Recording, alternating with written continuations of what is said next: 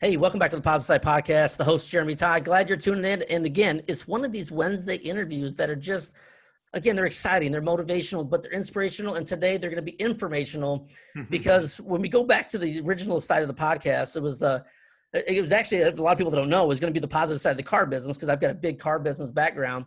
And then I started thinking about, well, there's more things besides the car business. So then we started talking about life and health and business and motivation and sales. There's all kinds of different things that pull into the positive side.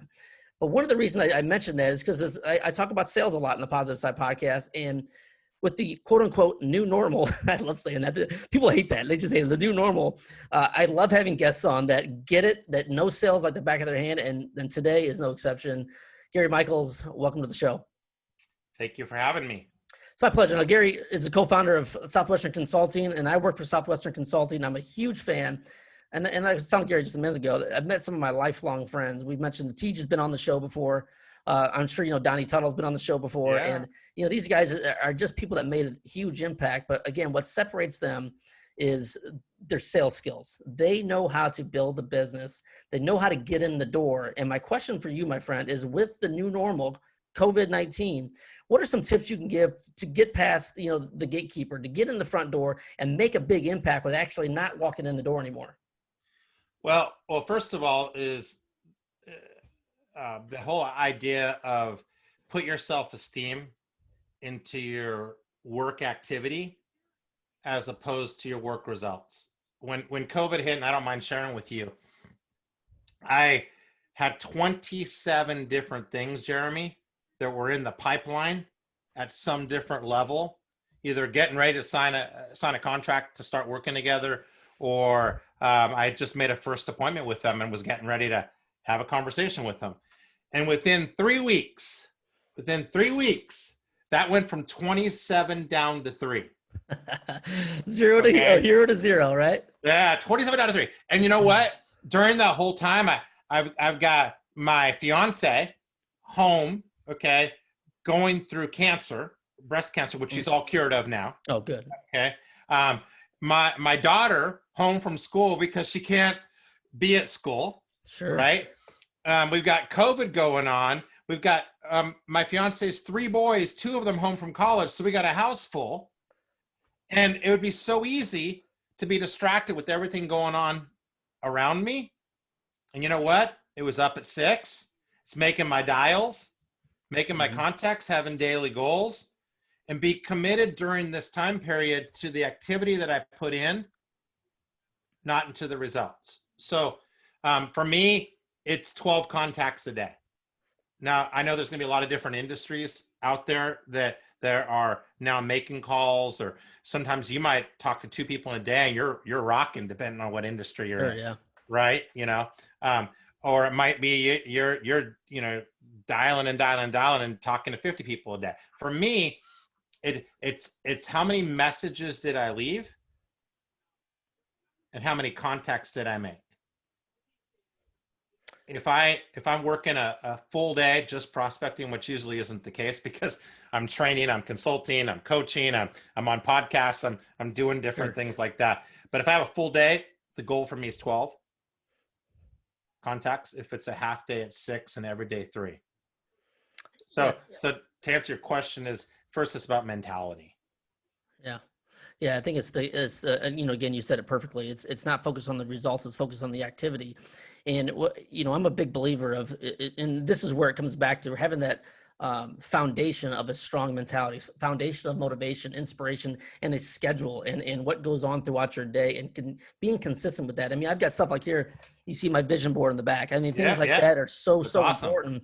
Yeah, I mean, things like that have changed my life. A vision board. I have. I want to say they're not positive quotes. They're what do you call them? Affirmations. Affirmations. I got affirmations on my mirror. I just wrote one the other day that says, "You didn't come this far to only go this far." What are some of the other tips that you can add to someone? Because while you're pounding the phones and dialing in a tough industry or a tough market that we're in right now, what are some of the things, some of the tips you can give to salespeople to keep that mentality sharp? Yeah. And I didn't fully answer your question before, but I was just rambling on the activity. but let me talk a little bit about the mindset, which is the foundation. It's the activity and the mindset. And as we go through the podcast today, I'll give you some actual sales tips and some Perfect. technical things that I'm doing too at this point. But that actually turned out to sticking with it. I got no new pieces of business till August, but I did it every single day. And here we are today. There was 5 new pieces of business in August and 6 in September of new things starting to happen between coaching clients and consulting clients, and more things in the works than I had before. I'm at 29 right now, 29 different things where I'm talking to different people. And what I'm seeing from it is that companies, and you're probably seeing the same thing, are finally starting to realize that I cannot necessarily change the way my prospect buys, but I can now, the one thing that I can control is how I pour into my people. Exactly. Okay. And salespeople and leaders are going, what can I do to better myself? So when this turns, I'm ready. I already have a running start. So for me, I do my 10-10 visualizations in the morning. I've been doing them for years, and 10-10 visualizations are writing on a piece of paper. You make a line on a piece of paper. On the left-hand side are 10 things that you're grateful for. 10 things that might be like, I'm grateful for my fiance and just how much love she brings to my life and my daughter's life. And just, I'm grateful for my health. Like I rarely ever get sick. If I do, it's one day. I'm grateful for the opportunity that I've been able to pour into 1.4 million people in my life. And whether it's been on a podcast or on a virtual meeting or in front of them, and I get to help other people live better lives. I'm grateful for that. And I have a whole list of about 12 different things that are things I'm grateful for. And the reason that I talk about my gratitude is when you're grateful, you're a different person. You come across as a servant, and you want to help other people and give to other people. And I always say that we always get paid. Sometimes today, sometimes tomorrow, sometimes next week, next month, next year, if we have the right attitude, the right integrity, the right heart, the right work ethic, the right skill set, and the right servants-minded attitude. And the gratitude helps me every morning have the right attitude, because I'm a human being and things happen. And I shared some of them with you that were going on when I went downhill. So the other right side of the 10-10 visualizations are 10 things I want and will have, and by when. So if you want and will have a book, if you were to read 10 minutes a day, your affirmations, 10-10 visualizations back and forth, that I want a book by December 31st, 2020, and you haven't even started, and you read that every single day for 4 days, for 10 minutes a time, you're going to start making your calendar look pretty good. I only got 60 days left. You're going to start putting the action into play to get what you want, right? Absolutely. Or you're going to quit reading your 10-10 visualizations. Yeah, exactly. And that's not a way to go, for sure. No, it's not. And both the gratitude things and the visualizations can be about personal and business. So, and so people, what I'm recommending to my clients is that they're reading their 10-10 visualizations in the morning. They have a series of affirmations that they talk about. And I read my affirmations. I try to read them 4 to 6 times a day, at 8, 10, 12, 2, 4, and 6. But it's not always perfect because I might be in the middle of a meeting or something like that. And then podcasts, positive books, books on tape. It's like the whole idea is input equals output. And when someone says, well, how much should I do it? How much should I be getting this positive stuff into my head? Yeah. And I live on the 15-15 philosophy. 15 minutes a day on the average of motivational, inspirational stuff, and 15 minutes a day on the technical stuff. People forget the technical stuff so often. They don't spend time studying their closes and their objections and their referrals and their qualification questions. And it could not, if you're not even in sales, it could be something else, but they're not honing their skills and the technical things that make them better at what they do, because they've got it. They've done it for years. They already know it, but there's always new stuff. Sure. So if you spend 15 minutes a day on the average, that's like 4% of your day pouring into your mind to technically get better. Yeah. You know, and so that's the mindset side of what I try to do. Well, I love it because, and again, this is one of the things I respect most about Southwestern Consulting is always starts, up here, first of all, up at the head, because you got to have your attitude right. And, Zig Ziglar always said it best. You got to, you got to have an attitude of gratitude. If motivation's like bathing, if you don't do it every day, you start to stink. And he's exactly right because I do it probably too much, but hey, sometimes I beat myself up. I'm more negative on myself. And I look at the alternative. What if I wasn't like that? What if I just bought into the negative side? And man, it's a slippery slope to go down. And that, again, it all goes back to the head and it all goes back to the mentality and having that positive attitude. And one of the things I really respect most about you is that vulnerability part of it. I think that the new leader today needs to be more and more vulnerable about, hey, this is where I struggle at. This is where I'm getting better at. And this is where we can get better together as a team. And again, I go back to, that's what I love about Southwestern Consulting is the culture and working with companies and really changing that mindset company-wide. It's extremely important. And I love it now because I'm that cheesy guy. I think culture is the most important thing in the universe. And I think slowly but surely companies are changing the way they do business based on culture, doing the right thing and just being all around just better company and better people. What are some of the things that you do? Because I know you work with gigantic companies and you work with extremely small companies. I got two questions. Is it the same? Do you coach and teach and train the same way for a 500 or 1,000 person company or a 3-person company? What does that look like? And then overall, what are you going through nowadays? Right. So let me first of all share our methodology. And then I want to talk to you about our 4-step process, because actually when we use the 4-step process, it works for a 3-person company and a 10,000 person company.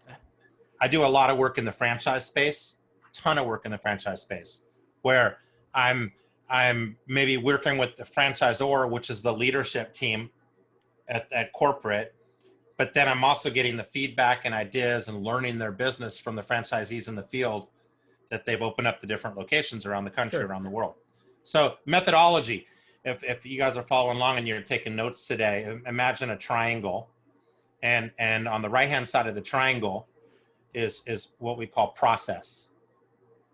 And when we're working with the company and our early conversations, we talk about this, and we're actually, when we get involved and have consulting sessions with them and trainings and we coach and the whole thing, we're dealing with process. So process is everything around skill sets. For sales, it's closing, objections, referrals, qualification, presentation, how to get by gatekeepers, all the technical skills, right? And if I was to guesstimate, for most companies, about 50% of what we're doing, we're getting into the skill sets on those things. For leaders, we're teaching leaders how to run effective meetings, how to do an effective personal conference with their people, one-on-ones with their people, how to hold someone accountable. A big one that we're doing a ton of right now is teaching leaders how to properly shadow and train their people, because often it's high level, it's macro management. Yeah. And we have to do that differently now in the COVID space, because we're not always in the same room with them, where we might be in the room in the office and they're in the cubicle over in the corner, right? Now they're working from home. So I'm doing a lot of promoting where, okay, we're gonna get on a Zoom call and you're gonna have your cell phone and you're gonna do your prospecting from there, and you're gonna put it on speakerphone, and I'm gonna be listening to your calls and giving you feedback, and we're gonna share screen back and forth, so I could see where you're putting the stats afterwards and what you're writing for your notes and who you're calling on. And I want to see, did you do your background on them? Did you have a little pre-approach on them before you started? Like, I am really digging in with that. So technique, process, 50%, excuse me. Left side of the triangle is what we call self-management. And that's when we're working with a company or an individual, we're looking at their planning, their accountability, their time management, their vision. These are all the self-management. And we train on all these different things, coach on all these different things. And on the bottom is what we call self-motivation. And our ultimate goal when working with the company is to have each and every employee or person in that company be self-motivated. They're not reliable on their boss or their manager, right?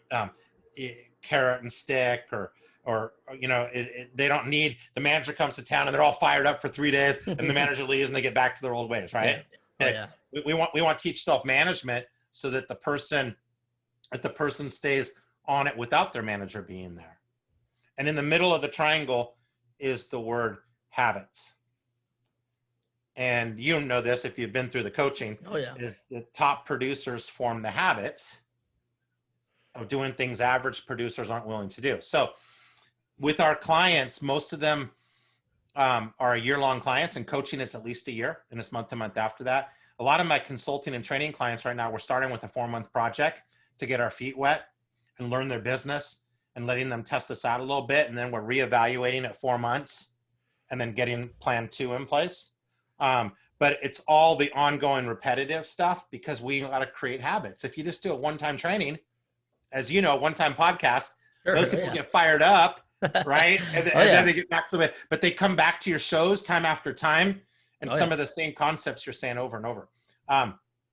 So the second part, which answers your question about how we work with a company that has 3 people or 10,000 people, is a 4-step process. And the first step is called research, which means we really dig in, we raise the hood of the car, and we learn their business. I actually tell my prospects that it's as if I'm an angel investor and I'm looking to buy your company, which I'm not, and I laugh a little bit there.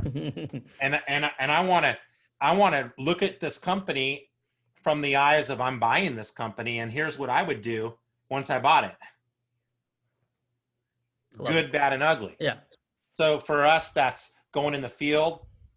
It's sitting going to corporate office for a day or two, and sitting at the desk with the CEO and the president and the head of marketing and all the different pieces of the puzzle, the ops person, and taking a bunch of notes, signing an NDA often, and looking at their scripts and their processes and their manuals and their onboarding and all their different things. And then going out with the people and having ownership and leadership in that company, telling the people that we get to go work with that it's perfectly safe to be real with them and share what's on your mind. There's no repercussions. We don't want you to hold back. And we watch a day in the life of, or a half day in the life of, and we put the whole thing back together. And we then have what's called a consulting session. Usually it's a half day, in-person or virtual meeting. It's a very simple Word doc that's bullet pointed with all the different things that we saw that would be basically our step-by-step blueprint if we were to take over the company. Perfect. Yeah, that's great. It's a great idea. You know what I mean? Yeah. So it also helps the employees and the company they're already bought in with us because they know that we know them. We're not just trying to teach some generic stuff, right? The third step is what's called create. And as you know, Southwestern Consulting, I was very blessed with Rory and Dustin to start the company back in 2006. And there were 3 of us at the time. Yeah. Now we have nearly 160 coaches, trainers, consultants, operations people, IT people. We've really scaled. And where I spend most of my time is in the consulting training side, which often includes coaching, but it's looking at the whole picture and then seeing what's going to be the best solution for them. But the create side is maybe we have the ability to create a script for them. Maybe take one of our modules that we train on and then customize a little bit for them. So over the course of a year, if they did 12 trainings with us, that could be the semblance to their sales manual or their leadership manual or their onboarding manual. And the reason we don't write the whole manual for them anymore, we used to, we don't, is because we feel it's a collaborative effort. They know their company better than we do. And we should take the best of what we know with leadership and sales and time management, and they take what they know, and together we put together that manual that fits them and their culture. We're huge on culture, as you said. And the 4th step's embed. Embedding, if it's a 3-person company, may be a monthly training for the team. 3 of you are going to get on a Zoom meeting And then we're coaching all three of them one-on-one. There's nothing more powerful than a one-on-one business coach. There's nothing more powerful. The accountability and the time that a coach can take dealing one-on-one with the person and looking at their numbers and their situation and talking to them and knowing that 2 weeks later they're going to get on with their coach again. Oh yeah. And often there's even more value than their own manager. I think it's the either and mentality as opposed to either or. Either and as opposed to either or. But it's a huge thing. And so the embedding could mean coaching, it could mean training, it could be additional shadow days, it could be speaking at a conference, it could be a regional meeting. It's a lot of virtual events that we're doing right now. And my most common program I'm doing right now, as I said, is a 4-month program where we're doing the initial shadow. And then from the shadow, we're making recommendations, and we're starting with 6 trainings with about every 2 weeks over the 4-month period, with a call 1 week in between to review the training, to share good news, to take questions. So there's a 12 weeks, kind of a 12-week intense program. And most of the people in that group are also in our coaching. So they have time to work with their coach. Yeah. And they're doing one-on-one stuff, but we're also doing stuff as a team to hold the glue together. Well, again, it goes back to, like you said it perfectly, is the accountability portion for me is gigantic. And I am a huge believer of hiring a coach. And I have a coach right now. The reason I wrote my book is because I have a book coach. I mean, that's why I wrote my book. I did too. My first coach was a book coach. I absolutely had to have it because it never got done before. Like I said, I've been talking about it for 3, 4, 5 years, and nothing changed until I ponied up and put the money up and paid for my coach and accountability, and boom, it got done. I want to tell a quick story real quick about Dustin Hillis. Yeah. Dustin Hillis made a big impact on me, and he doesn't know this. And he probably, I don't even know if he'll probably never watch this or anything, but it doesn't matter. When there was changes at Southwestern Consulting, I was kind of left on an island, and that's how I felt. I felt like my entire team was gone. I just felt abandoned. And again, it is what it is. However, and this is what separates Southwestern Consulting and Dustin Hillis. Dustin Hillis, he called me, and I'm not shitting you. It had to have been 10:30 at night. And he's calling again. Dustin's, one of the top guys at all of Southwestern, not just consulting, and he's, the main man there. And he took a chance to call me out of the blue and just talk to me about, hey, what was going on, being authentic, being vulnerable. And from that phone call on, I've just held him in such high regard, and I respect him so much. And I think he's a little bit younger than me. Maybe he's my, I don't remember. Maybe he's my age. I don't remember. 30s. Yeah. Okay, yeah. So he's younger than me, and I just felt that, this guy doesn't have to do that. He didn't have to pick up the call to call. And again, no disrespect to myself or anybody else, just a lowly coach out by myself with no team. No, you're not a lowly coach. I know, but I know, but that's how I felt at the time. It was just like, man, I'm out here by myself because my team left, but Dustin Hillis picked up the phone. And that goes back to what Southwestern Consulting is from the top down. So if people are business owners are looking to make a change, number one, it starts with the understanding that you have to be held accountable. And number two, I think you got to pay for it. It's easy to be held accountable by my mom, but my mom's not going to, when the rubber hits the road, she's not going to hold me accountable. But when I pay for somebody, I pay for them to hold me accountable. And if you're going to look at an area to whether you're, like you said, whether you got 3 people or 50,000 people in your company, you've got to pony up and pay for it because it makes it real. It makes a big difference. And it's not just you by yourself. And the other thing I love about what you were mentioning was you go out and meet everybody. You're not just listening to the higher up saying, this is what we need to do, and then pounding the table. You got to get out and meet the people. I heard this podcast the other day. It was on, Jocko Willink. I don't know if he wrote the book, Extreme Ownership. And on his podcast, he was talking about that. You've got to get out and meet every single person in their field. You don't call them into an office and meet with them. You go out and watch what they're doing and be around them. And that's what Southwestern Consulting can do for companies. That's why, again, it goes back to respect everything about the company, respect everybody there. And hey, I respect you for coming on the show. It means a lot to me, and it means a lot to my listeners. I want to ask you one more question before we get in these John Maxwell questions. One of my favorite parts about sales in general is pre-approach. Mm-hmm. For me, in the auto industry, we call it a discovery sheet, but in real world, it's more of a pre-approach is, for me, if you do correct pre-approach, sales is super easy. You got people do business with people they know, like, and trust. And the more you can know, and the more pre-approach, the more referrals, the golden nuggets you can get from people. To me, that's the biggest thing in the world you can work on. For me personally, what are some key takeaways that and maybe some good advice for better ways to pre-approach? Well, a couple things. So there's pre-approach, and then there's once you've spoken with them before you've ever really gotten into your demo. The first thing you're doing is qualification, which is also pre-approach. Yes. We call it a pre-engagement questionnaire, and I'll get into that in a moment. But pre-approach is so critical. It's like making a cold call versus a warm call. It's like when you get a lead from somebody, it's not a lead. I mean, you don't want leads, you want referrals. And referrals means that they're giving you a warm introduction. They're telling you a little bit about them. Like you said, Jeremy, what's their golden nugget? Yeah. Hey, I'm going to be calling him tomorrow. Thank you for sending me his name. And can you give me a little bit about him? Like, what's he like? Is he married? Has he been in the company for a long time? Tell me one of his best attributes about him. What'd be something funny about him? Yeah, I just want to get to know him a little bit because I'm a human being. And like you said, people work with people they like and trust. And so I'm going to do as much as I can from the person referring me, but then I'm also going to LinkedIn them. I'm going to Google them. I'm going to spend some time knowing a little bit about them first so that when I actually speak with them, like on LinkedIn, you could find so much. Who are the common characteristics of who they also know? Are the people that we both know together? How many mutual connections? If you have over 100 mutual connections, you can start the conversation. Gosh, we know so many of the same people. And just that. It's crazy we're not talking. Yeah. Right? Okay. Or you notice on their maybe where they went to school. And you either know somebody at that college or I love that city.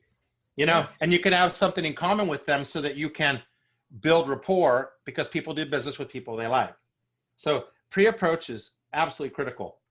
I highly recommend that people set, depending on what you're selling, and if it's a multi-call sale, that you make your first initial contact and set an appointment rather than trying to sell with them immediately on the phone. Now, there might be some people that are listening to the podcast today that's what they do. They sell and they sell right there. They hang up. Sure. And then you're going to have to all do this all in one call. But if you have the opportunity to get a quick 5-minute, they like you. Hey, I don't have a lot of time today, but I'd love to catch up with you later this week or next week. Let me go ahead and pop an email in the mail to you, which gives you our press kit, our testimonials, a little bit about us. And then we'll catch up next week. I got some time to look them up to prepare myself before I'm having my conversation with them. And then when I do get somebody on the phone, I say, if it's okay with you, I'd like to take the lead here and suggest our time today, how we spend our time. I'd recommend, if you're okay with this, that you give me 7-8 minutes that I can give you a high level about our company, a little bit about myself, a little bit about how we work with companies like yours, just very high level. And I know you'll notice I'm going first, and that's because I do want to build a little trust with you. I want to give you a little knowledge of who we are before I'm asking you to open up. Yeah. Tell me about you. I want to know a whole bunch about you for sure. And if our call goes well today, we'll set up another call. We'll get into even much more detail. It's because it's all about you. If we can be a fit working together. And then after I do my 7-8 minutes, I'm going to shut up and pull my notepad out. And I want to hear your story. Tell me about your team and a little bit about your company. Yeah. And then at the end of that, I might show them a couple things on the computer that will build a little credibility. And I say, you know what? I'm going to go ahead and send you over a pre-engagement questionnaire. It's a 4-page questionnaire that gets into more details about where you're currently at. And I believe we should get together again in a week. And then we'll go through the questionnaire and talk in more detail. And we'll know at the end of that call if it's a fit working together or not. And by the way, our company and our company creed and our mission statement talks about we'll often give something away for free in an effort to build trust. And as we go through this process, we can look at, after the questionnaire comes in, of some areas of growth for you. I'd be more than happy to get on a virtual do a virtual training for your team, complimentary, just so that your team can get a feel and you can kind of get a feel of it and see if we work well together. And if the comp training goes well and you have a need and you give me the green light, we'll put together a proposal and potentially work together. Yeah, I love it. And the one takeaway I'm going to have, and I love it all, first of all, because I've been through and I know exactly what you're saying. It's so important. But one small takeaway that I don't know if anybody else is catching this, but it's important to me. When you talk for the 7 minutes, and then what you said is, well, I grab a notepad and I start taking notes. whether you're doing it in person or on Zoom, I think it's a great idea to have that notepad and actually take notes, you know, and because it makes people feel like they're important. It Yep. lowers that guard down. And that is Yep. such a key. Huge. It's huge. It's huge. It's because it just says, you know what, you are important to me. And I truly want to learn. Because if I didn't want to learn, I would just be checking my phone or whatever, looking at emails or fake typing. I mean, I think the physical notepad and piece of paper and pen, that to me is powerful. Now I know there's a lot of techie guys. All I do is type. I get it. Maybe I'm a little old school, but I love the pen and the piece of paper. So I appreciate you sharing that. That to me is super, super powerful. Again, we're talking to Gary Michels, co-founder of Southwestern Consulting, just all around baller, crusher, loving life. But I want to go over these last questions. I always talk about people. It's one of my favorite books of all time is by John Maxwell. It's Good Leaders Ask Great Questions. He goes over these 7 questions that I think are just brilliant. So Gary, you ready? I am. Question number 1 is, what is the greatest lesson you have ever learned? Put my self-esteem into my work ethic and Nice. truly care about others. Because, you know, that expression, people don't care how much you know until you know how much you care, that Zig talks about. Oh, yeah. Like, if you truly care about others, the universe will give back to you, but you don't do it selfishly. You do it because it's the right thing and things come back to you. Yeah, it's so powerful. And this, you know, when I hear you talk about that, I one thing that pops in my head is for all those people out there that are maybe starting their business, starting their company, and they're just giving. And I know it gets tough sometimes. You're like, man, when is it my time? You'll never know your time if you quit. You have to continue to go because your time is coming. Whether it's, you said it earlier, I'm going to get paid today, tomorrow, next week, a year from now, but I'll always get paid at some point for the things that I'm doing now. And you have to believe that 100%, because if you don't, you'll quit, you'll never get paid. I mean, the more you give, the more you get. And there's another great quote. I think it's a Jim Rohn quote. It says that, you know, the more people you help to achieve their goals, the faster you're going to achieve yours. Yeah. And we got to keep that in the back of our mind. Yeah. Question number 2 is, what are you learning now? Right now, I'm learning patience.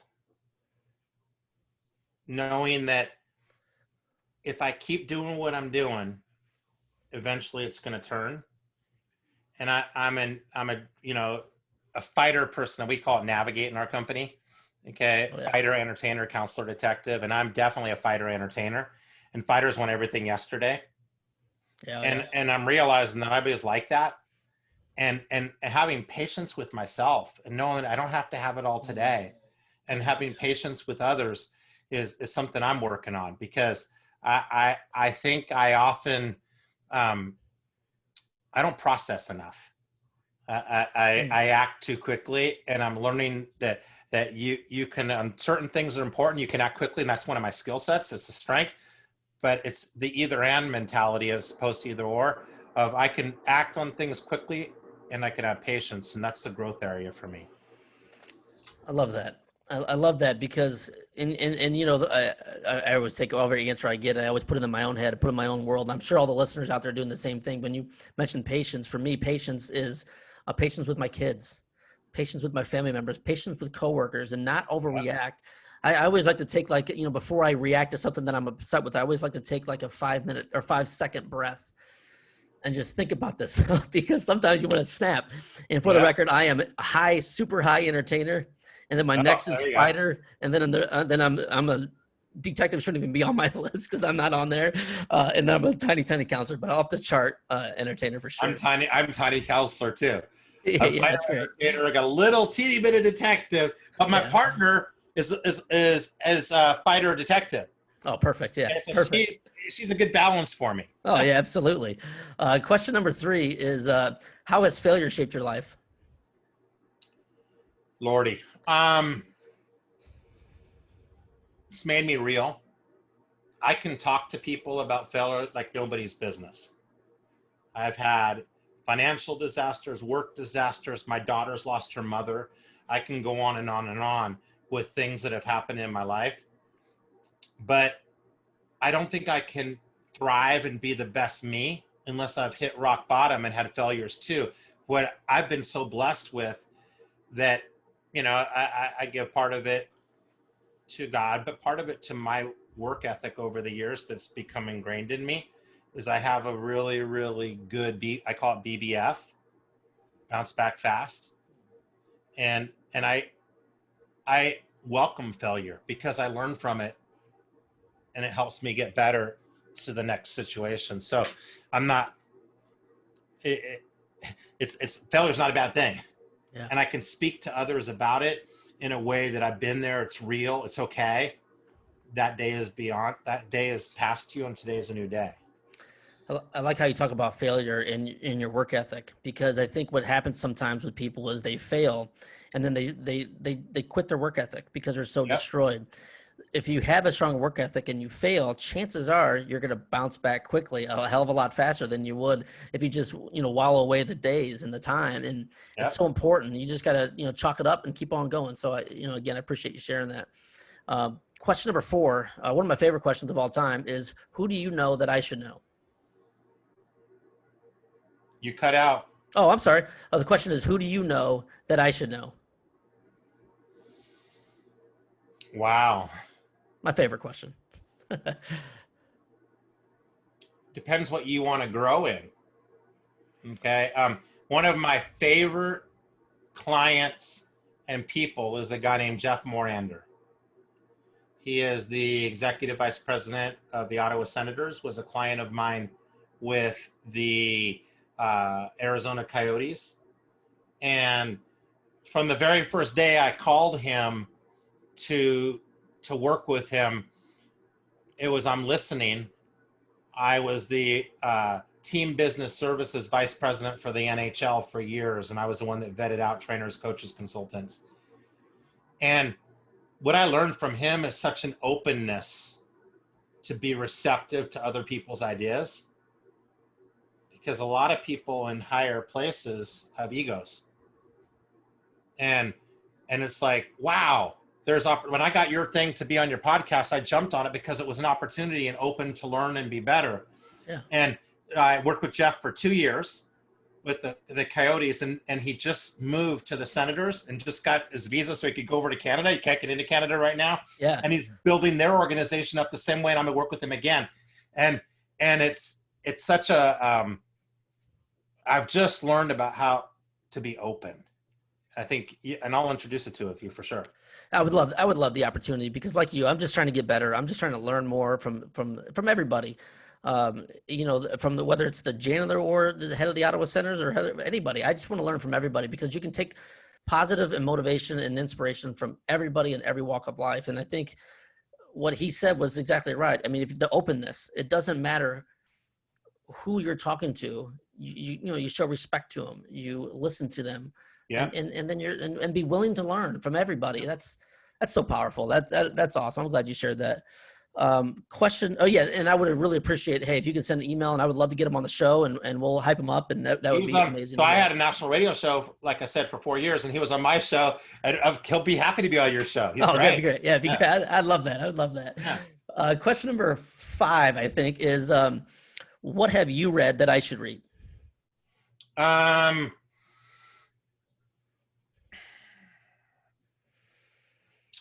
God, so many books. Let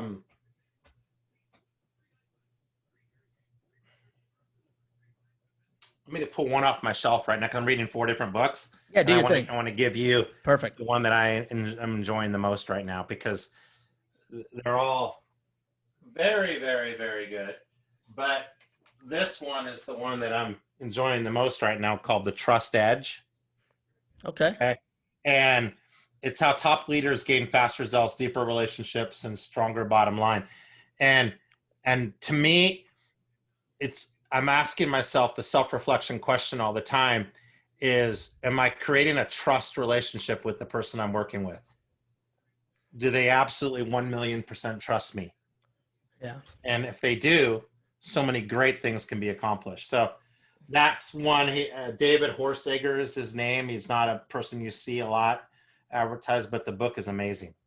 I'll check it out. And it's when you mentioned that about 100% trusting somebody, one of the things I've worked on in the last year is we all have this inner sense of, like, when someone doesn't truly trust us, whether, I don't know, I don't want to say it's not trust. Maybe they think we have an alter, something else we want to get out of them, and we're not truly, and we sense it, But what I've really done lately is I've just asked people, I feel, and maybe it's just me, but I feel you have some questions you may want to ask me. And just allowing that to open up, that has completely changed my life in sales and in life, because we all get that. We all get that feeling. We all get that sense of something's not right here. Something's not adding up. And by just asking the question, I don't think something's adding up. Can you please share with me your honest thoughts? And just breaking that wall down and allow them to be open. It allows you to get from point A to point B so much faster when you actually know what is going on in someone's head. So trust your gut at the end of the day. Yeah. Question number 6, got 2 more left, is what have you done that I should do? Do you like sports? I am a lifelong Cub fan, Chicago Bear Down fan, and Hawks fan. I like golf, and I'm terrible at it, but I like golf. I do like sports. I love all sports. I work with a lot of professional sports teams, but one of the things that I did that I want to do again in your favorite sport is take some time off and take some time with a good friend or significant other or whatever, and in that season, when we can get into the stadiums again, go to 20, 25 different stadiums over the course of a month and map it out. Yeah. And just plan out, you're driving this day, staying at this hotel, going to this game, eating their food, their culture. And it was one of the best things I did when I graduated from college. And it wasn't just the games, it was the people I met. It was the culture, it was setting a plan, like the excitement of navigating, where one game was rained out and went to the next place, and we actually went and saw basketball. And it was just a really cool time. Well, that's one of my goals, is to go to all the Major League Baseball parks. And it's interesting. Like my takeaway was, what kind of beer can I get at each stadium? You know, Fenway would have most of them all on the East Coast. Yeah, so Fenway would have like Guinness. Milwaukee would have, had the champagne and beers, Miller High Life on tap. It was just crazy stuff like that I loved. But that is something that I would love to hit them all, and I haven't been able to hit them all. But one of these days. Question number 7, extremely important to me. And I know you got a lot of things going on. I know you're super busy, but this is a question from the heart is Gary, how can I add value to you?